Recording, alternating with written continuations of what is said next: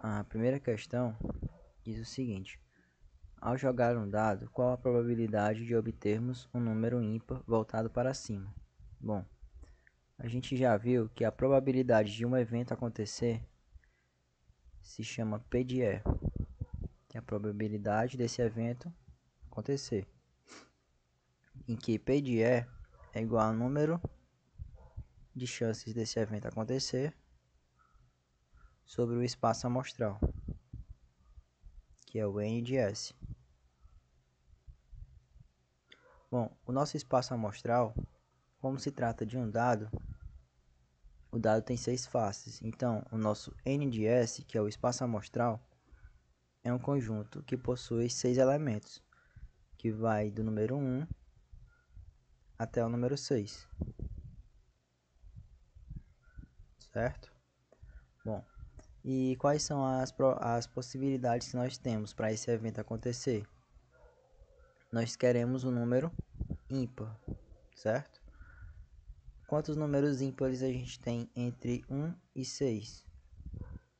Nós temos o número 1, número 3 e o número 5. Então, o que eu quero, que são os casos favoráveis, são o número 1, 3 e 5. Então, eu vou colocar 5, não, eu vou colocar 3, que são os números que eu quero, né? Sobre o meu espaço amostral, que são todos os números que eu tenho disponível, que são o total de casos, né? Então, eu tenho 6 números disponíveis. Então, eu posso jogar e cair qualquer um desses 6 números. Então, eu tenho 6 números. Aqui eu posso simplificar. Eu posso dividir 3 por 3, dá 1. E posso dividir 6 por 3, que dá 2. Então, a probabilidade de cair um número ímpar é 1 sobre 2.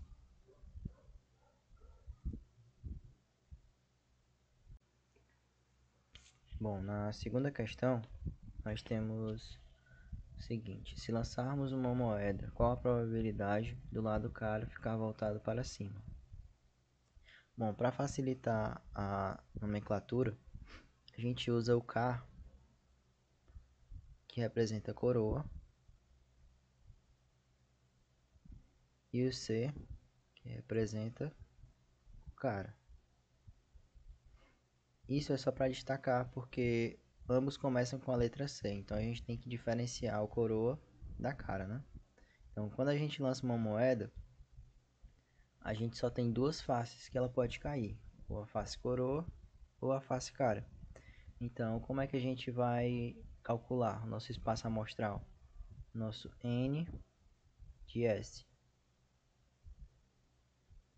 seria um conjunto formado por dois elementos, né? Que é o cara e o coroa.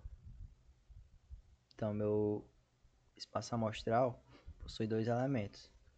E o que eu quero, que são os casos favoráveis, que no caso são os números favoráveis ao meu evento acontecer. Eu quero a probabilidade do lado cara ficar voltado para cima. Então, meus casos favoráveis são só um, né? É só um, na verdade. Que no caso é o cara. Então, meu N de E é igual a 1. Então, eu vou utilizar a fórmula em que o P de E, que é a probabilidade de acontecer um evento, é igual à divisão entre o N de E, que é 1, sobre o N de S, que é o espaço amostral, que no caso é 2. Como eu não posso mais simplificar, então a probabilidade de ocorrer face cara é igual a 1 sobre 2. Se eu quiser transformar isso em porcentagem, como a gente já viu esse tema no ensino fundamental ou em aulas anteriores, a gente pode também dividir 1 por 2 e transformar em porcentagem. Existem várias formas, vou mostrar uma aqui para vocês. A gente pode simplesmente multiplicar por 100, né? Então ficaria 1 vezes 100, 100. dividido por 2. Como não tem nenhum valor em cima, embaixo do 100, posso colocar aqui 1. Se torna uma multiplicação de frações, que eu multiplico o numerador pelo numerador e o denominador pelo denominador, ou seja, o de cima pelo de cima, multiplico de baixo pelo de baixo. 1 vezes 100 é 100, 2 vezes 1 é 2. Então, 100 dividido por 2 é igual a 50%. Então, a probabilidade de eu tirar uma face cara ao lançar a moeda é de 50%, ou seja, a metade, né? Eu tenho a metade de chance de cair coroa e a metade de sair cara. Como isso é um evento aleatório, a gente não sabe ao certo qual vai cair. Mas se a gente fizer esse mesmo experimento de repetidas vezes, a gente vai chegar em um valor 50%, aproximado de 50%, tanto de cair coroa como de cair cara.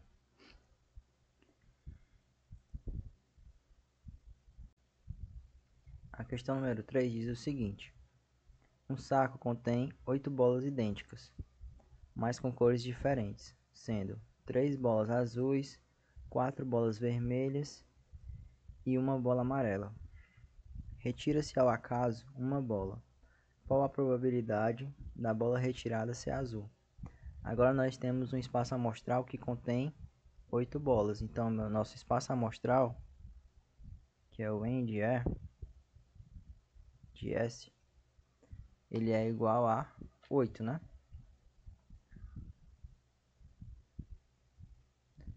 Já o número de casos favoráveis, que no caso o número que eu quero para que esse evento aconteça, ele é igual a gente vai ver aqui, né? Qual é o evento que ele quer que aconteça? Ele quer que a bola retirada seja azul. Então, quantas bolas azuis eu tenho no meio dessas 8 bolas? São 3 bolas azuis, né? Então, a minha quantidade de casos favoráveis é igual a 3.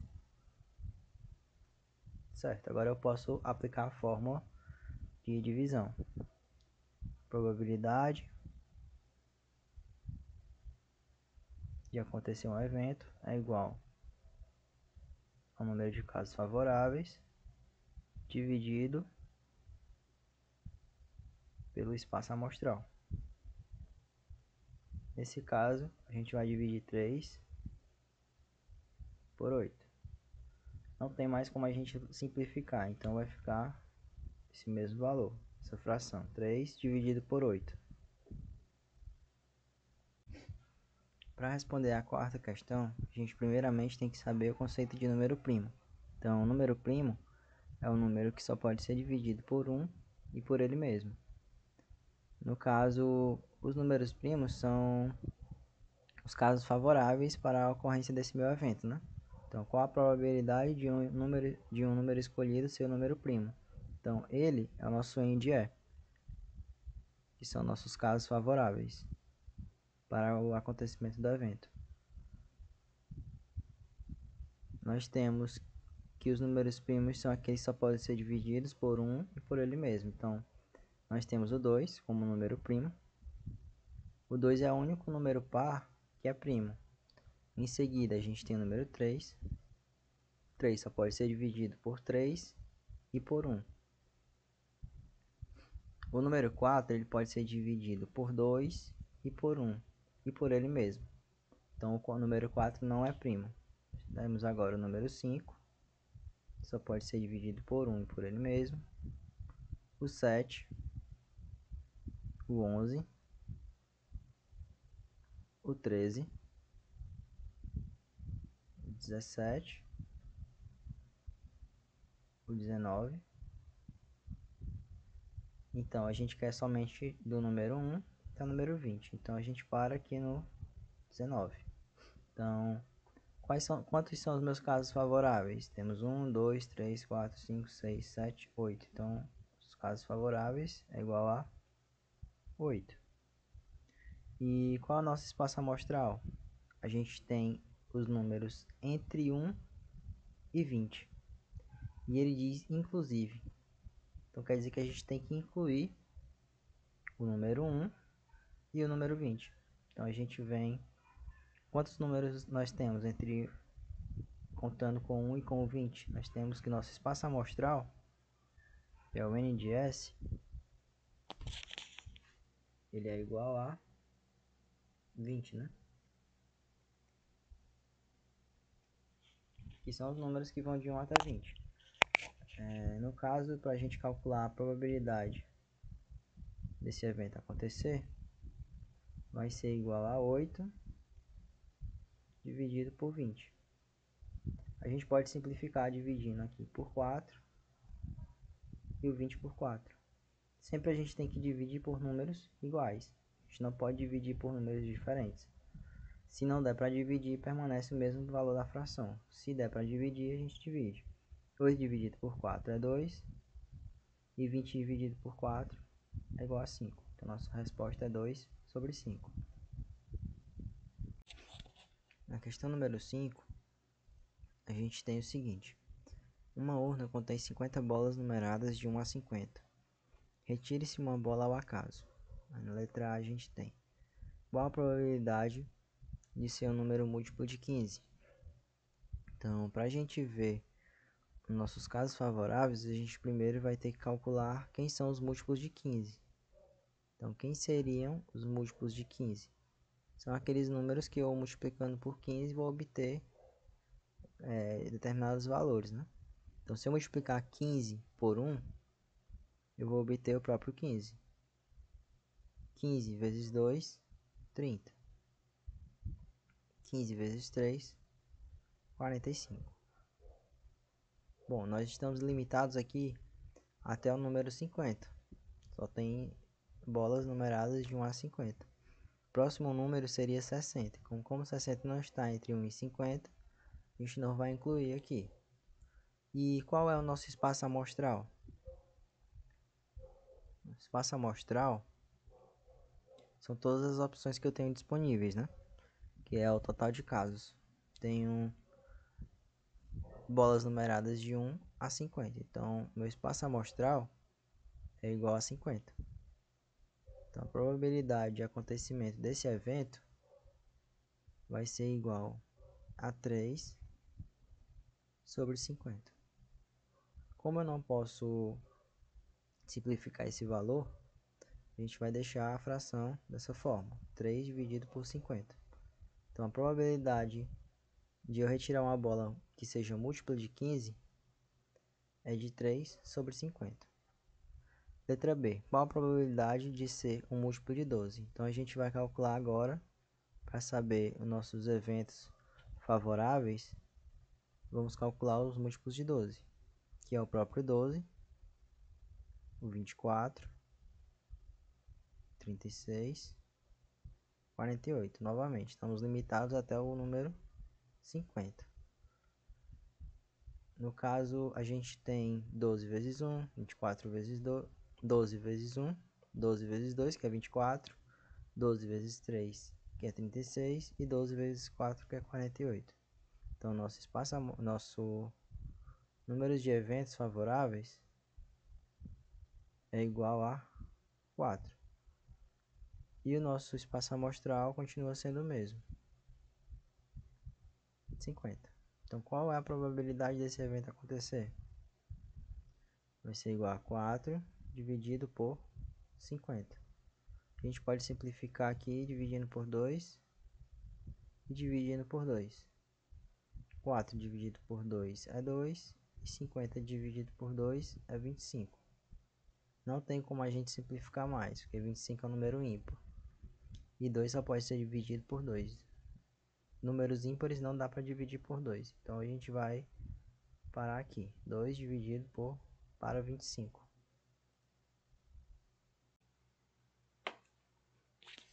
Questão número 6. Considerando todos os divisores positivos do numeral 15, determine a probabilidade de escolhermos ao acaso o número primo.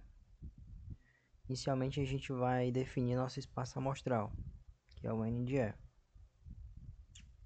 O espaço amostral que a questão está dando são todos os divisores positivos do número 15.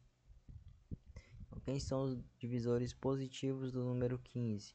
São aqueles números que eu posso dividir, né? O 15.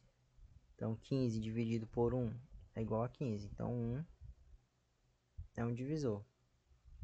É um número que multiplicado por outro sempre vai dar 15. Então, 15 dividido por 3 é igual a 5. Então, se eu tenho que 5 vezes 3 é 15, então o 5 também é múltiplo de 15. E vendo mais a fundo, a gente vê que o 15 também é múltiplo de 15, né? É um divisor de 15.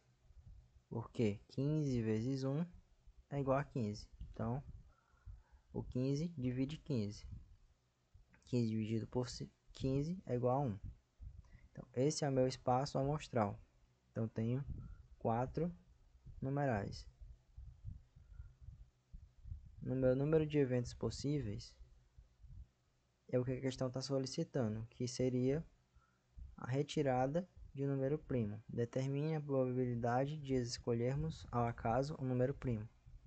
Então, quantos números primos eu tenho entre esses 4 valores? Eu tenho o número 3 e o número 5. O número 1, ele é um caso particular, ele não é primo, porque ele só é divisível por ele mesmo. Então, aqui a gente tem que números primos são o número 3 e o número 5. Então, nosso número de eventos favoráveis é igual a 2. Então, qual a probabilidade de eu retirar um número primo? P de E é igual a 2 sobre 4. Posso simplificar aqui, dividir por 2, dividir por 2. Vai dar igual a 1 sobre 2. Esse valor a gente já viu que é igual a 50%, né? Então, a probabilidade de encontrar um número primo é de 50% ou 1 sobre 2, que é a fração que a gente utiliza. Por último, temos a questão número 7, que diz o seguinte: lançamento de dois dados perfeitos. Então, o que ele quer dizer com dois dados perfeitos? É porque eles não são viciados, eles podem cair em qualquer uma das 6 faces, e a probabilidade de cair em qualquer uma das 6 faces são todas iguais. Então, ele não é um dado viciado. Isso aqui tem que se observar. Qual a probabilidade de que a soma dos resultados obtidos seja igual a 6? Então, ele tem dois dados a serem lançados.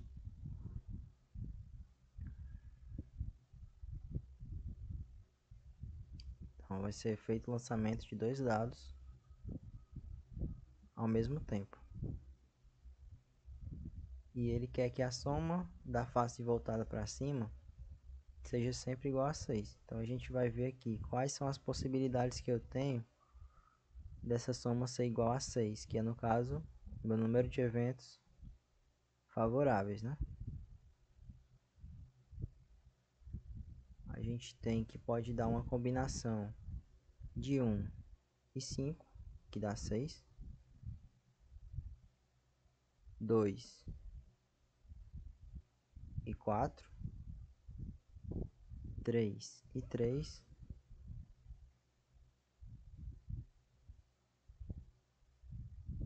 Pode dar também 4 e 2 e 1. Não, na verdade 5 e 1. Então essas são as possibilidades que eu posso encontrar ao lançar os dois dados, certo? A gente tem quantas possibilidades? Quantos números de eventos favoráveis? 5, né? Que no caso são, se eu somar esses valores, sempre vai ter que dar igual a 6. E a gente também tem que considerar sendo dois dados distintos. Então, eu tenho o lançamento desse primeiro dado que vai dar 1, do segundo que vai dar 5. Quando eu já utilizo o número 5 primeiro e o número 1, esse 5 se refere ao primeiro dado e esse 1 se refere ao segundo dado. Então a gente pode ter esses valores iguais. Bom, agora o meu espaço amostral, que é o N de S, ele vai ser igual ao número de possibilidades que eu tenho. Então, esse dado pode cair com 6 faces voltadas para cima diferente, e esse também com 6. Então, eu vou multiplicar 6 vezes 6, porque eu tenho 6 possibilidades nesse dado e 6 com esse. Se eu juntar as duas, eu vou ter igual a 36 possibilidades distintas. Então, meu espaço amostral é igual a 36. Para eu calcular essa probabilidade de acontecer tal evento, eu vou dividir 5 por 36. Como eu não posso simplificar, vai ficar esse mesmo valor, 5 sobre 36. Ainda na questão 7, quais seriam essas 36 possibilidades que eu tenho? Eu vou mostrar aqui algumas e vocês vão, de forma intuitiva, encontrar as demais. A gente tem que pode cair o número 1 e 1, pode cair o número 1 e 2, aí podem cair até o número 1 e 6, né? Novamente, a gente pode cair o número 2 e 1, 2 e 2, e assim por diante, até o número 2 e 6. Então a gente vai ter uma infinidade de valores aqui, né? Até o número 6 e 1, 6 e 2, assim por diante, até o número 6 e 6. Então, quantas linhas eu vou ter aqui? Eu tenho a linha do número 1, 2, 3, 4, 5 e 6. Então, eu tenho 6 linhas. E quantas colunas eu vou ter? Na verdade, as linhas elas são no sentido horizontal e as colunas no sentido vertical. Então, eu vou ter também 6 colunas, né? E no segundo dado ele pode variar de 1 até 6. Então, eu tenho 6 linhas e 6 colunas. Então, a gente já viu que para encontrar a quantidade de unidades que a gente tem num quadrado, é só a gente multiplicar 6 vezes 6, né? Que é a base vezes a altura, ou a quantidade que eu tenho na vertical multiplicada pela quantidade que eu tenho na horizontal. Vertical pela horizontal. Então vai ser 6 vezes 6, que dá 36. Então a quantidade de possibilidades que eu tenho. Vocês podem completar aqui essas reticências, que vocês vão encontrar 36 possibilidades diferentes. Aqui vai ter 1 e 3, 1 e 4, 1 e 5, 1 e 6, e 2 e 3, 2 e 4, 2 e 5, 2 e 6 e assim por diante.